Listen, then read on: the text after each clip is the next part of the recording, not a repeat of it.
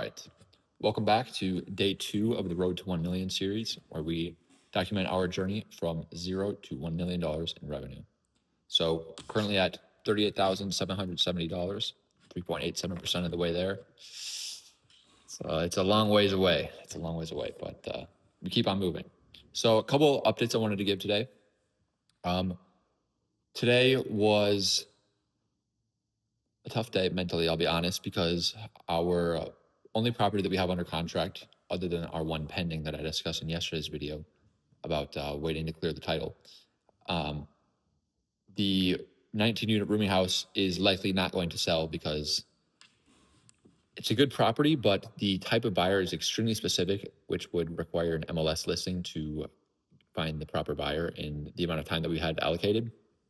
And so I'm doing my best on this one. I've created another Facebook post and spammed all the groups with that sort of thing, tried some DMs.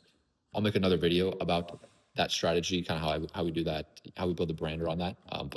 So look out for that video coming up. Have some things with our JV partners I've been touching up on, but there's not a lot of movement with it. So it'll likely fall through, which is unfortunate, but whatever, that's the name of the game. You just got to keep moving. As far as the other one that's pending, the Stoughton property is going to, it's still pending, and we're going to file a memorandum with the county to make sure that she doesn't try to backdoor us, because a couple of weeks ago, she asked me to see the purchase and sale agreement, which is random because she doesn't ever communicate at all. It's a bit abysmal. This is the thing with sellers. So this is a good lesson. Never get too excited before the money's in your bank. This is an excellent lesson that we've known this lesson for about a year when we first heard it, but it is very true. I can't tell you how many times that we've been super excited over some money that's just complete garbage. It never happened. This is like the dream lead that we had. So even if you get a good lead, stay cool, stay professional, always account for that money not going to be there until it's actually there in the bank. The house was like pre-foreclosure. She wasn't living in it. It was from a divorce. She just wanted it gone. We got this thing at a very reasonable price. We're like, oh yeah, I'm about to make 20 grand. We assign it to the buyer with the JV partner. So it's like 11 and a half assignment fee, but that's solid. I'll take it. And sure enough, title gets pulled. Boom, $63,000 worth of second and third mortgage that she didn't tell us about and other liens. And this is a single woman who is not breaded like that. So those liens are not getting cleared anytime soon. Luckily, there's a Hail Mary chance of this because she has a settlement that she could be getting money from and should be using those proceeds to pay some of the liens so she can get this off and avoid the foreclosure, which is a great pain point. Never, even if people have been in foreclosure like she has, so if you're coming across a seller who's like a repeat foreclosure person, always try to sell them the future of having a good credit score, having good credit and not ruining their foreclosure, even if they don't, or ruining their credit history with a foreclosure. So even if they're kind of dismissive, oh, whatever, I'll just let it go to foreclosure. Fuck it, I don't need the house. Don't let that. It's your job to educate them. And so as the wholesaler, as a person buying their house, make sure that you're educating your buyers on what is the best option for them. You have to really care about them. Ali was just talking about this today. He said, my job would be, he's on acquisitions, so he's talking with the sellers all day. He was talking about how horrible his job would be if he didn't try to care about the sellers. If you treat them as numbers and just think of the end goal, oh, I'm going to make 12 grand, I'm going to make 15 grand, I'm going to make 17 grand, whatever, off of them, you're going to succeed less and you're going to be much more miserable. So make sure that you care about the people that you're working with. Obviously not just some bogus thing oh, I'm holier than thou, I love my sellers. That's not what I'm saying, but you will actually be more successful in the long run, for sure. But anyways, what I wanted to talk about today is fairly relevant for what we're doing, and I talked about it briefly with Ali. I think we're going to talk about it more in tomorrow's morning meeting. I'll make a video on those as well in the future, so stay tuned for that. Is don't play defense. Defense isn't going to win you championships. It's also not going to make you a bunch of money. So I think when a lot of entrepreneurs or people starting in real estate, if you own your own thing, you're an entrepreneur. You don't need to be making a tech thing. You don't need to be making the next Facebook. If you have your own business, you don't have a boss, you're an entrepreneur. So if you're starting anything, at the beginning, it's really easy to play offense because you have really nothing to lose. You maybe spend a couple dollars, you try to get your first client or whatever, your first deal, depending on the industry. And you're playing offense. But then you see some success, you have some money in the bank. Maybe it's a couple thousand more than you've ever seen. As in our case, I was in college. I still am in college. Making sure this is recording. It's not recording. Fuck. Took a picture. Fuck me in the ass. All right, we're gonna do it on here. I'm just gonna trim this out. So, God, thank God I recorded on the phone. Holy fuck. All right, where was I? I'm in college. I'm broke because I'm young, obviously. So you see money in the bank, like, oh, 5,000, 10,000, 15,000 in the bank. Wow, that's great. And then you kind of get conservative. Like, oh, should we spend this money? Don't do that. Do not do that. 15 grand ain't going to change your life. 20 grand ain't going to change your life. Anything below 6 figures ain't really going to change your life. You may have debts you're going to pay off, but it ain't going to, you're not going to be set for the future or anything by any means. So keep reinvesting, and you really need to focus on that. Don't just, like, for example, in our situation, this is what we're doing. This is why I'm talking about this. We paid $5,000, a little less, like 4,800 last month for our cold callers, for our acquisition. And it's been shit, to say the least. There's a good lead flow. I'll spare the company name no, I won't, fuck it.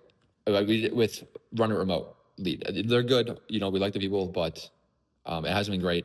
But it's a little early in the sales cycle. So what we could do, the conservative approach, if I wanted to like be greedy and hold on to the money and play defense, is I would say, all right, let's cancel them this month.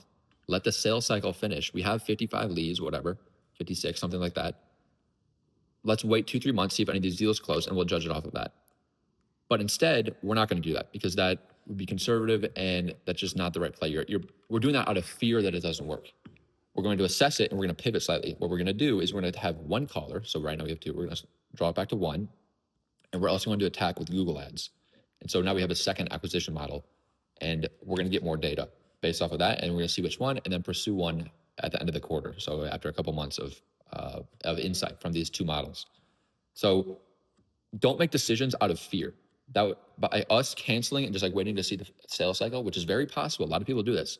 Is there'll be like a cycle of some sort, or they want to see if something works, or they just kind of pause something else. We did this in the past. I've made the same mistake, which is why I'm trying to tell you not to make it. Choose a plan, stick with it, pivot if necessary, but don't pause. Pivot and pause are 2 very different things. Keep attacking, and don't make decisions out of fear. You have to attack something like it's going to work. You have to believe that it's going to work. Even if it doesn't matter. You're still going to learn a lot more if you attack it as if you are guaranteed that it's going to succeed. Think of the idea. So say in our instance, Ali's calling these people from cold call leads. If he talks to them like, oh, these are garbage leads, they're not going to work, he's never going to succeed. It doesn't matter.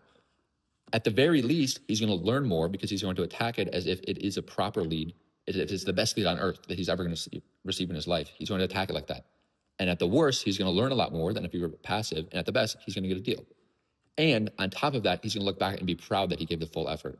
Because a lot of this, we were talking about this yesterday, is especially in a business like this where it's no money and then a lot of money. It's no money and then a lot of money. When you're in the no money stage, especially at the beginning and there's no money in your pocket, it is draining and grueling mentally. Wholesaling is simple, but it's not easy. Don't get the 2 conflated.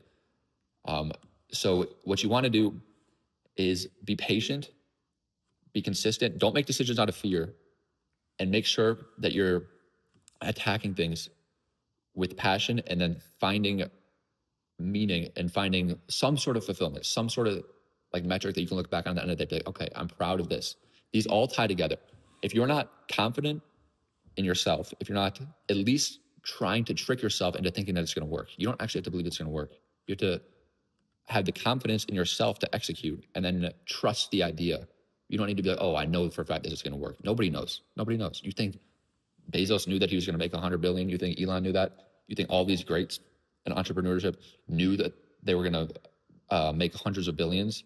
Which that's not the goal, but any sort of success, you have to be somewhat delusional and then truly believe in yourself and then trust the decision and stick with it and then pivot if necessary. Don't half-ass believe in yourself, and then so as a result, you sort of believe in the idea, but you don't really trust yourself to execute on the idea, and you're just kind of dilly-dallying all over the place, hopping from idea to idea, getting the dopamine hits of a new idea. You're like, oh shit, this is new, this could work, this could make me $100 million overnight. No, it fucking won't. No, it fucking won't. Stick to something, do it incrementally, look back on it, see how you can improve, and then move on from there. Let's see, I have some sticky notes, so it's a little more organized than yesterday's video, so forgive me. But that said, on a slight reversal of that, pursue things aggressively, but don't be arrogant. Don't be brash. Don't be disorganized. Don't be an idiot. Don't just be like, oh, all right, he says attack. He just said to attack. Let's do it. I'm going to spend all the company's money on some ads from some motherfucker from Bangladesh. And he just scams you and walks away, and suddenly you have no money. Don't be an idiot, obviously. Don't be an idiot. But be smart and be aggressive, and don't make decisions out of fear. Well, that's it for this one. I'll be back tomorrow. Hopefully, I have some good news about filing the memorandum, and the seller doesn't have to sign anything, because if she does, we are so beyond cooked. She's never going to sign jack shit. And maybe I have some good news with Royal. I don't think so, but I'll at least keep you updated on the process. I'll let you know. Also, we're waiting to hear back from this calling company on their statistics. So I'll give you the metrics of those on why we're going to reduce our marketing budget with them. And so I'll give a little deeper dive into that. So stay tuned for that.